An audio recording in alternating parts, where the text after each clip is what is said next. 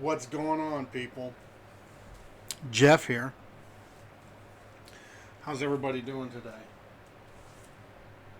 MashaAllah. It's been a minute since I've made a video. I didn't make one Friday. I think it was Friday again that I didn't make one. Yeah, I'm still working on it. This is gonna be the first episode I make where I record it ahead of time and then I set the schedule to be uploaded at 8 a.m. my time. So we'll see how it goes. The plan is to record several episodes and then have them scheduled to upload at 8 a.m. Again, my time. I don't know what time that'll be for anybody else in the world who's listening. But, we'll adjust and do things, figure things out as we go.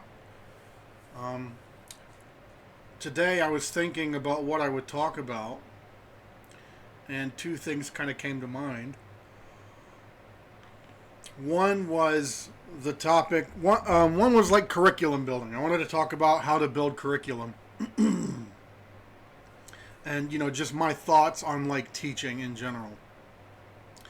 And then the other subject was the subject of worth and value as a man, and what it is that men derive their value from, and what happens when they don't have that.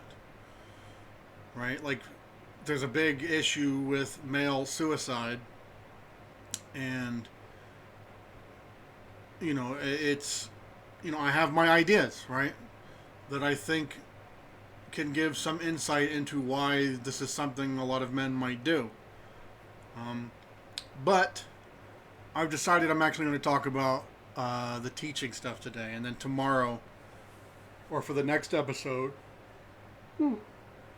I'll talk about the subject of worth. Mostly because I want to continue thinking about that, so that I have.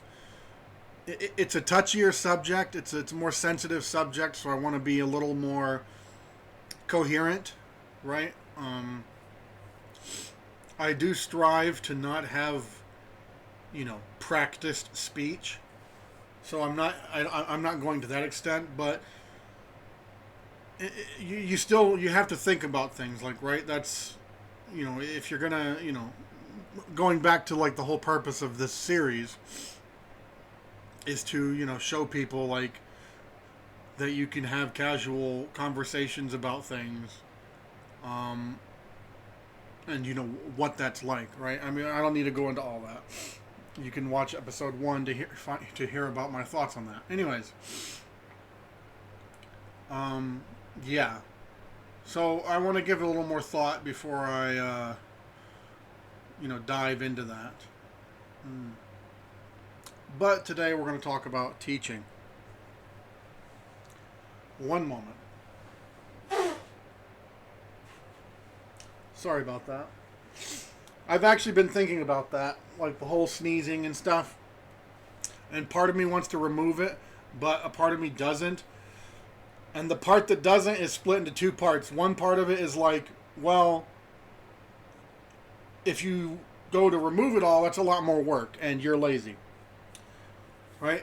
That's one side of it. But the other side of it is that's going to lead to more edited content. And that's not... When you're interacting with people in person, if they cough, they cough. If they sneeze, they sneeze. If they have to, if they have to pause for a minute, or if they have to think, or and they have to, come up with filler, right? All of this stuff is a part of actual communication. It is the natural thing. So it's like I want to leave as much of that in as possible. But we'll see. I mean, I haven't really given this series long enough to, I'll know by like episode 50, right? If we really need to make a change in that regard. So I'm going to keep all that stuff in for now. But yeah, so teaching. I guess the first kind of question you could ask, or like the jumping off point, would be, what is the purpose of teaching? And that's a good question. And like so many good questions, the answer is that it depends. Um, it depends what you're trying to teach and why you're trying to teach it. And I guess you could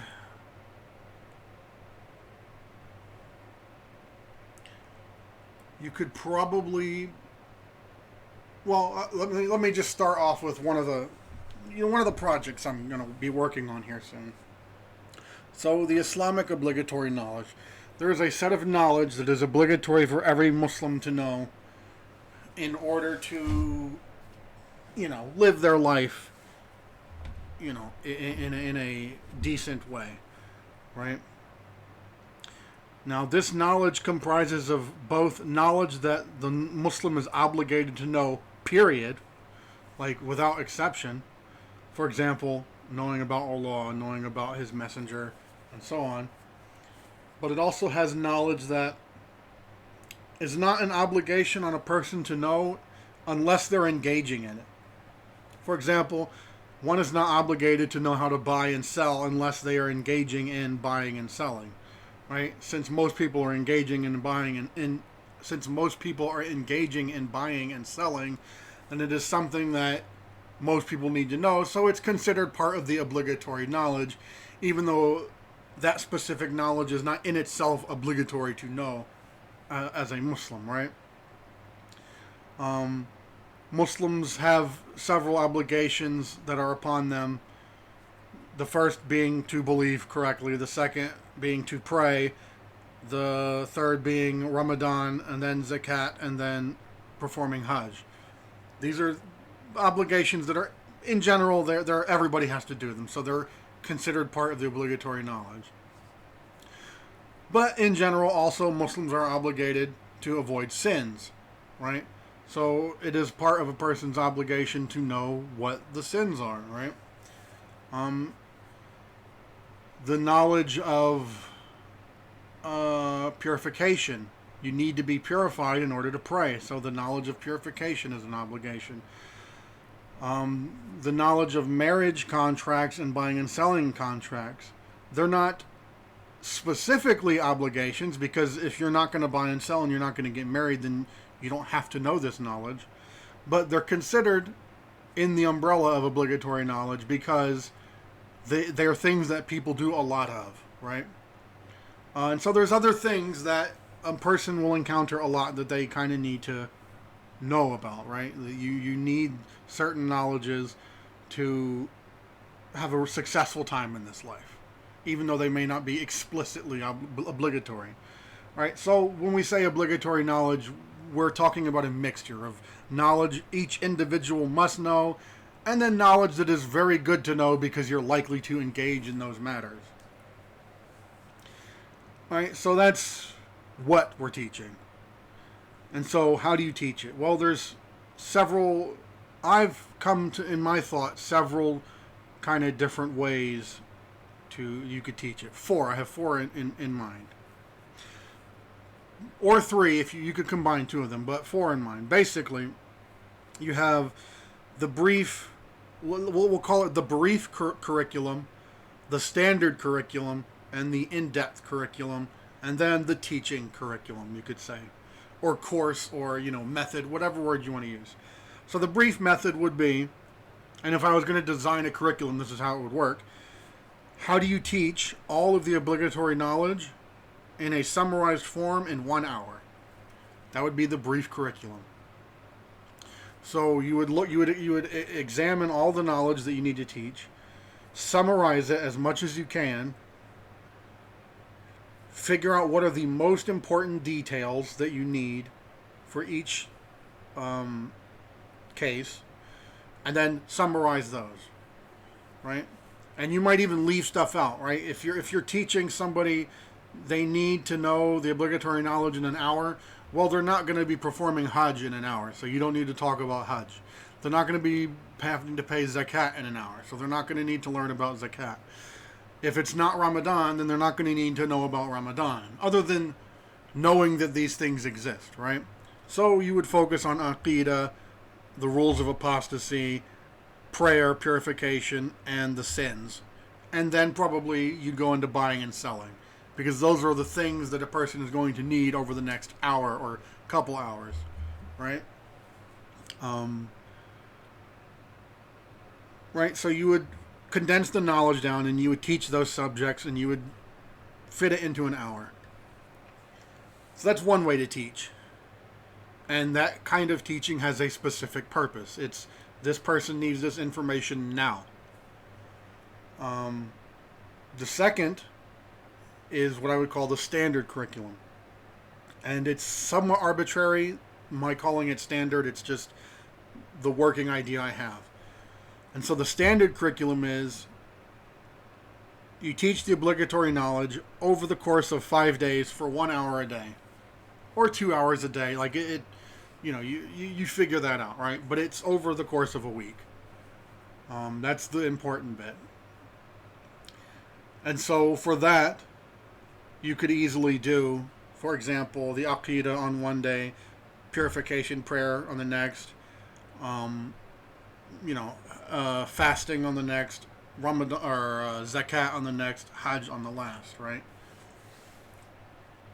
And then in the section of in the first section, you would also include the sins, right? And the purpose of this would be for those people who know the basics, but they want to expand and fill out in case they missed any kind of details, right? So you would have details about each of these subjects in those 5 days. And you would cover all that information in those 5 days. And the purpose of this is so taking a step back, the purpose of the 1 hour curriculum is when you have emergencies, where you need to teach somebody now.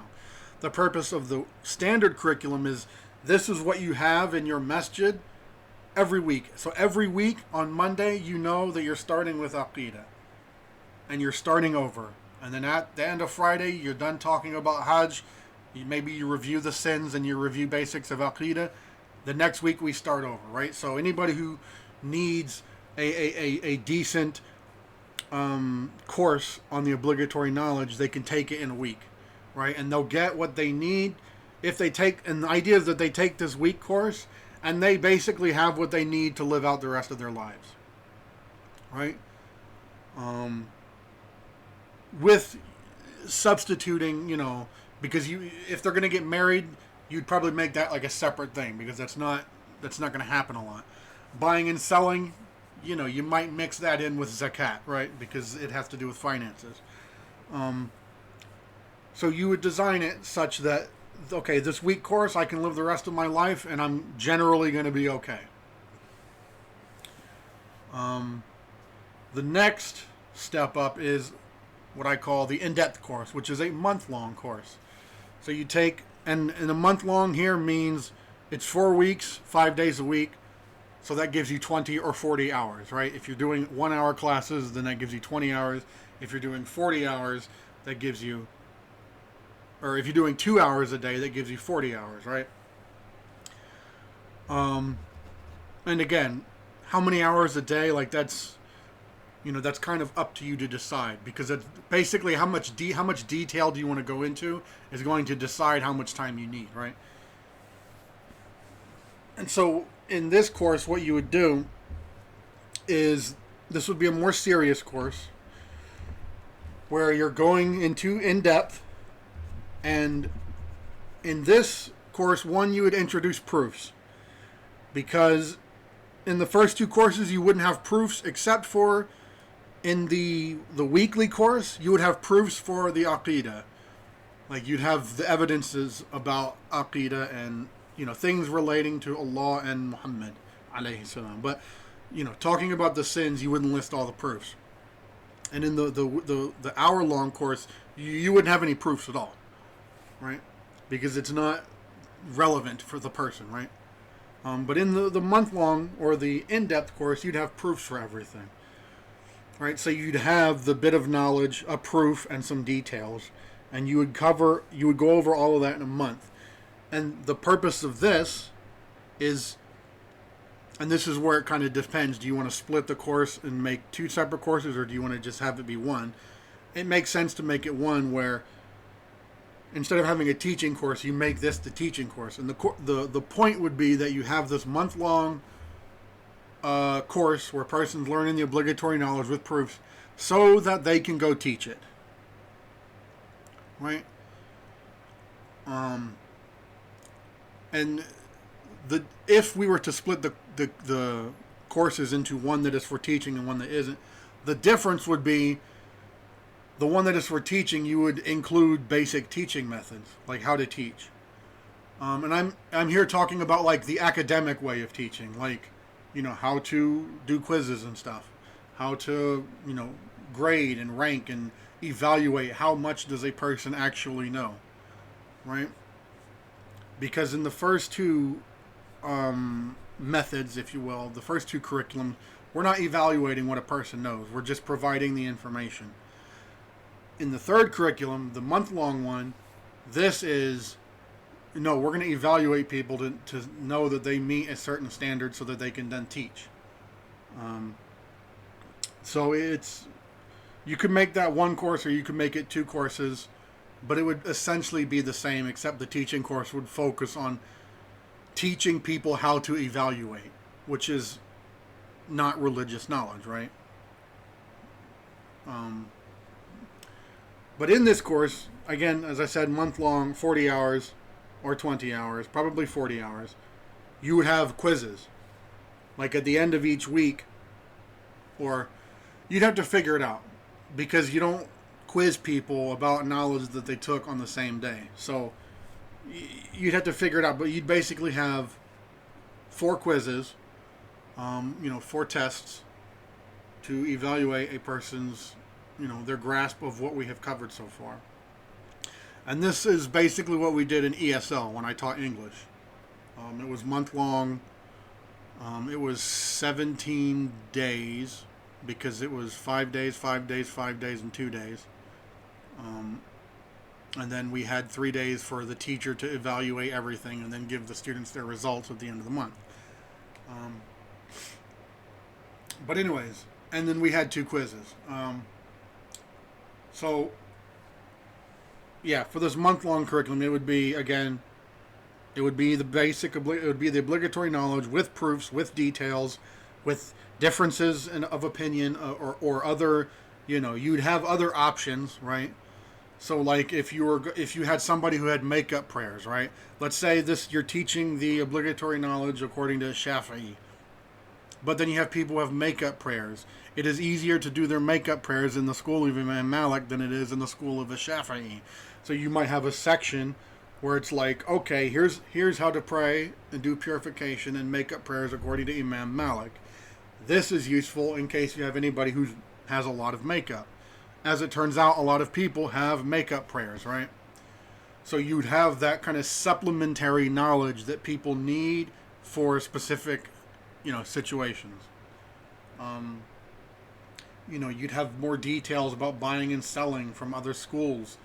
How to, stuff about banking and all. Like, you'd have all that kind of extra stuff in the in-depth course.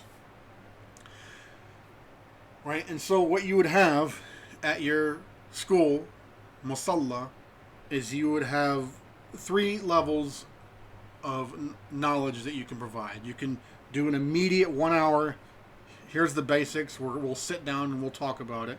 You have your weekly route through the knowledge. So every week you're covering the knowledge, right? And then you have your monthly, right? So you'll go through the standard curriculum, if you will, 55 times a year, and you'll go through the in-depth curriculum 12 times a year. And yeah, I mean, that's kind of my basic outlook on teaching, and any subject can fit. Like, it doesn't, I use the obligatory knowledge just because that's what I've been thinking about lately. But any subject can fit, right? And again, the reason, we have these three curriculums is they have different purposes, right? The reason why you're teaching is different, and so the approach is different. Some other things is, I find, at least in the West, it is better also to teach in a classroom with like desks and like people sitting with paper and pencil. Not this kind of traditional sitting on the floor and like, taking notes, and the guy, the imam or whoever is teaching. And that's not because I don't think the teaching the classroom method is better in this particular situation because of anything having to do with the traditional method. Rather, because we're dealing with people in the West who, when they're sitting in a classroom, their mentality about the knowledge is different than when they're kind of just casually sitting on the floor of the musalla, right? Like their thinking and the way they're going to approach the knowledge is different, right? It's kind of a sense of formality, right? There's formality. There's tests, right? Like in the in-depth course, there would be tests and like grades and, like it would be for a purpose. You're going to go teach, right? We're preparing you to teach the hour-long course and the week-long course, right? And of course, ideally, you'd be able to also teach the month-long course, but that's, yeah.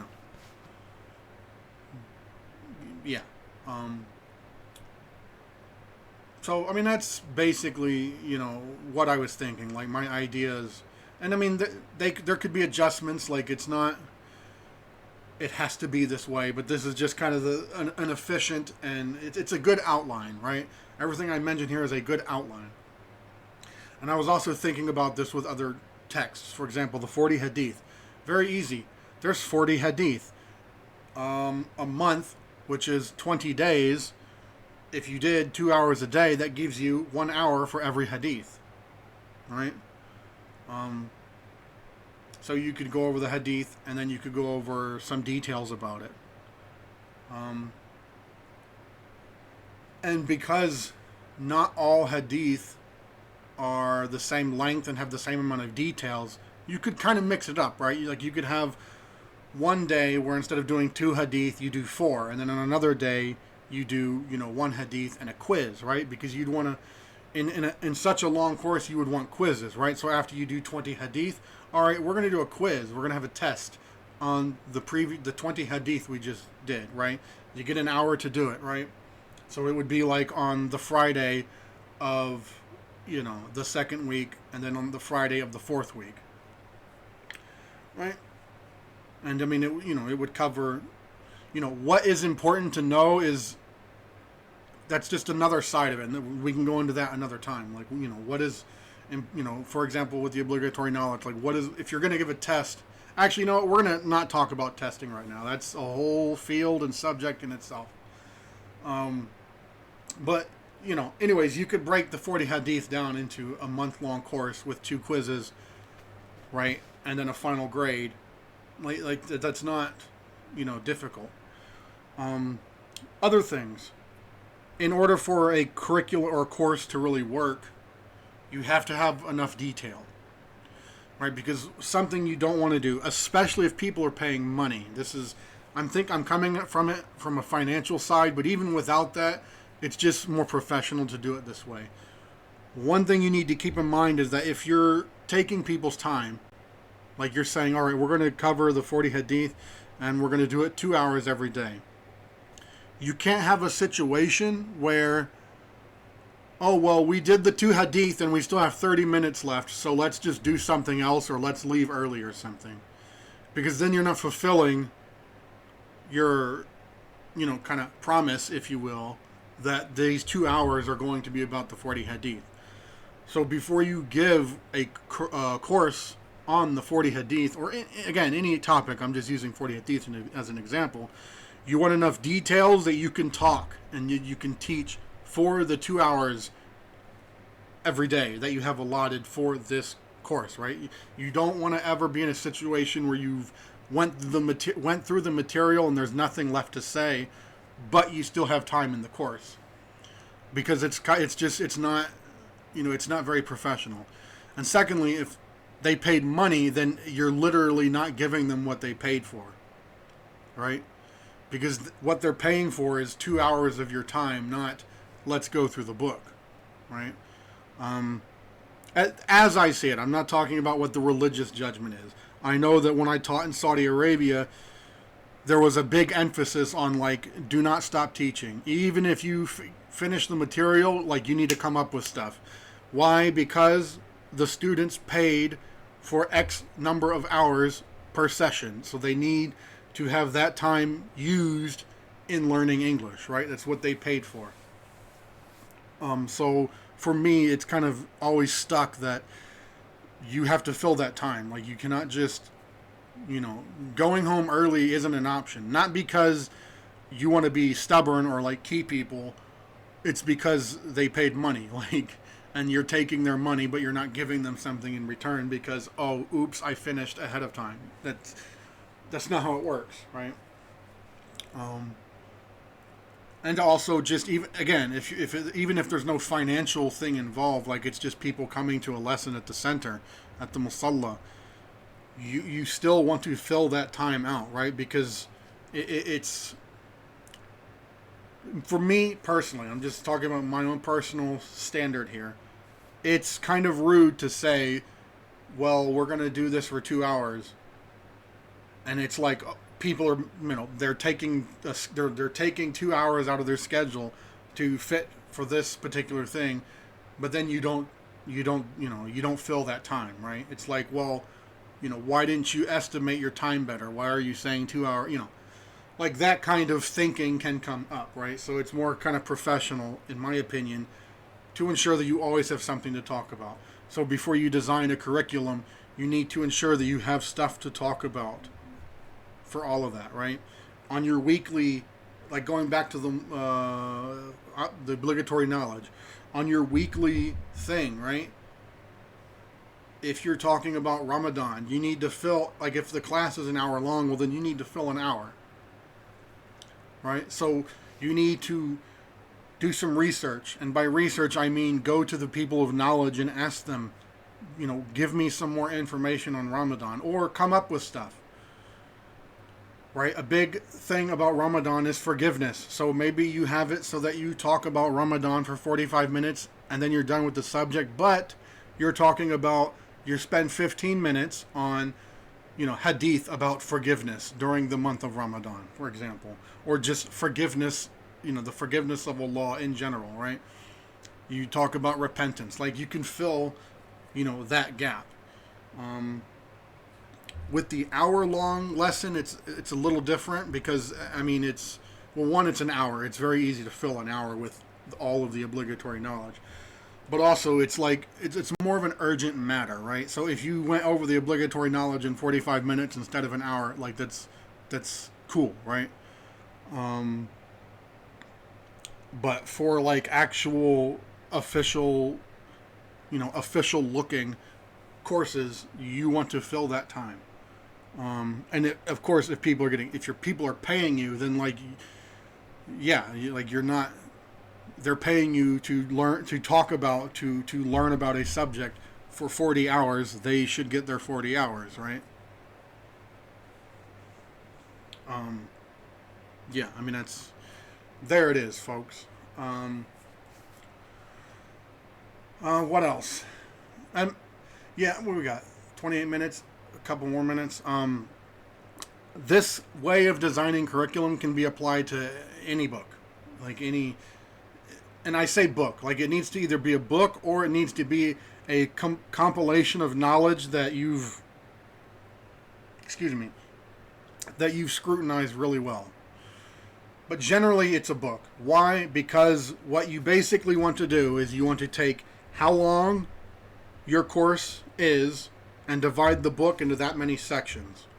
And then for each section, you need to get enough information that you can fill each hour, right?